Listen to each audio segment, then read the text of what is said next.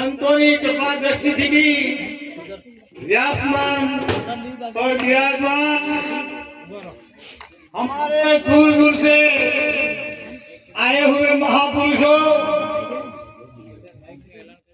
परम पूज्य गुजरात से पधारे हुए हमारे ब्रह्मनिष्ठ ब्रह्म क्षत्रिय जैसे नटुराम महाराज जो व्यास पीठ पर विराजमान है, उदयपुर सरला से शांतिराम महाराज ब्रह्मनिष्ठ एवं ज्ञान भंडार जो हमारे व्यास पीठ पर विराजमान है, परम पूज्य ब्रह्म क्षत्रिय ब्रह्मनिष्ठ ऐसे गुजरात से पधारे हुए हमारे परम पूज्य रमन राम महाराज, परम पूज्य शांतिराम महाराज, महेश महाराज, परम पूज्य विष्णुराम महाराज, ऐसे महापुरुषों आज इस अपने राजस्थान की परम पवित्र भूमि पर एक महायज्ञ में आमंत्रण स्वीकार करके उन्होंने हमको दर्शन दिलाए। यहाँ से आसपास से पधारे हुए महापुरुषों जो इस यज्ञ में आकर के एक विराट स्वरूप का रूप धारण करके आज इस भूमि पर विराजमान है। जीवन में ऐसी मोटी महासभा, ऐसे आध्यात्मिक सत्संग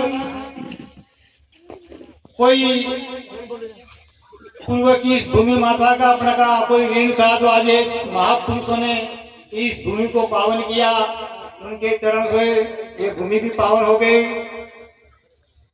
भगवान कहते हैं कि यदा यदा ही धर्मस्य ग्लानि भवति भारत, जब तक पृथ्वी पर अधर्म का विकास होता जाता तब मैं एक संत के स्वरूप में मैं प्रकट होता हूँ और एक धर्म की स्थापना करता हूँ। तो ये महापुरुष कोई और नहीं, इनके सानिध्य लेकर के हम गुजरात से ये आत्म धन उनकी कृपा से यहाँ तक लाए और हमको हम कौन है, परमात्मा कैसा है, कहाँ है, ऐसे ऐसे महापुरुषों के चरण में जाके ये आत्म धन आज आपके समक्ष में इसका परमात्मा का विराट स्वरूप देख रहे हैं। वो इन्हीं महापुरुषों की प्रेरणा से अपने एक दूसरे का दर्शन हो रहा है। और जीवन में जब तक ऐसा ज्ञान, ऐसे महापुरुषों का सानिध्य मिल जाता है तो अपना भाग्य भी खुल जाता है, अपना जीवन सफल हो जाता है। तो देखो, मनुष्य जीवन देवों को भी दुर्लभ है और मनुष्य जन्म में आके मैं कौन हूँ, परमात्मा कौन है, ये जब तक नहीं जानेंगे तब अपने कहवत है कि लख 84 ढूंढ कर आए, ये लख 84 का फेरा कभी नहीं मिटेगा। तो ऐसे ऐसे महापुरुषों ने हमको कोई अधिकार दे रखा है, आप जीते मुक्ति जान बंदा, जीते मुक्ति जान, मर्या पछे केने લીધો કાળા ઘરનો કૂવો। આવો મોકો આવ્યો છે, આવા મહાપુરુષોના શરણમાં જઈ અને આ વસ્તુ આપણે પ્રાપ્ત કરી લેવાની છે અને આપણું જીવન સફળ બનાવી દેવાનું છે।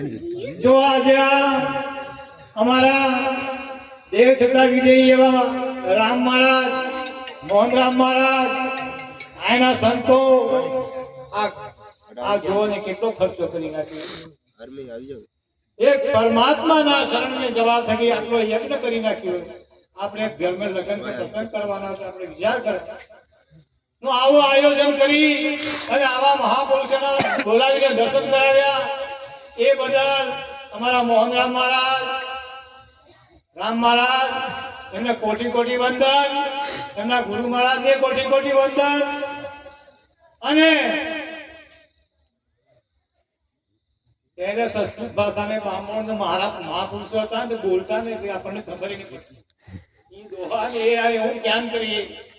આજે આ મહાપુરુષો ખુલ્લું આમ સાદું ને સીધું આપણે સમજી શકો એવું આપણે ખુલ્લું ભગવાનનું ભજન કરાવે. અને સંસ્કૃત ભાષાને આપણને કોઈ ખબર નહીં પડે.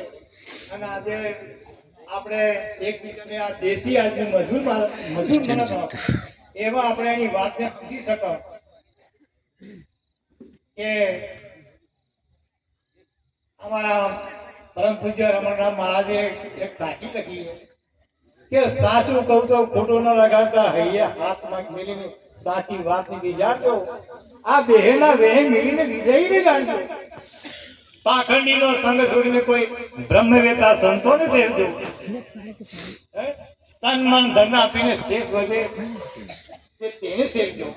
આ મહાપુરુષો એમના જ વાળી એમના પુરુષો કોઈ આ જે દેખા એ અને આજે સમક્ષ એવા પરમાત્મા સ્વરૂપી અને એમને પરમાત્માની શોધ કરીને આપણે આ સુધી લાવ્યા. આ સુધી સામર્થ્યને આવીને બેઠા આપણે આપણા કેવા ભાગ્ય. તો પશુથી પણ આ બને ને નરકા કશું ન હોય. નર નરકી કરે કરણી કરે તો નરકા નારાયણ હોય. ભગવાન કોઈ બનીને આવતું નથી, ડોક્ટર કોઈ બનતો નથી, કલેક્ટર કોઈ બનીને આવતો નથી. મનુષ્ય અવતારમાં આવીને જે બનવું એ બનાય. હે તો આ મનુષ્ય અવતાર ને દેવો ને દુર્લભ એવો કોઈ એમ કે 1 લાખ રૂપિયા આલો આ કાઢીને હાલ હે કોઈ તાકાત કાઢીને આવેલી. એવું પરમાત્માએ અમૂલ રતન મનમાં આપણને ઓપીએ અને આપણે પ્રભુને ભૂલી ગયા, પ્રભુનું ભજન ને કરો તો આપણે એમના ગુનેગાર વર્તન કરી જાય.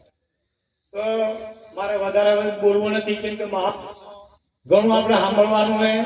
હું સિર્ફ એક નાનું ભજન બોલી દઉં. મહાપુરુષોને એમનાથી વારો આવેગા કંઈક આપણને અચ્છું સમજાવેગા. બોલો સદગુરુ મહારાજ કી જય.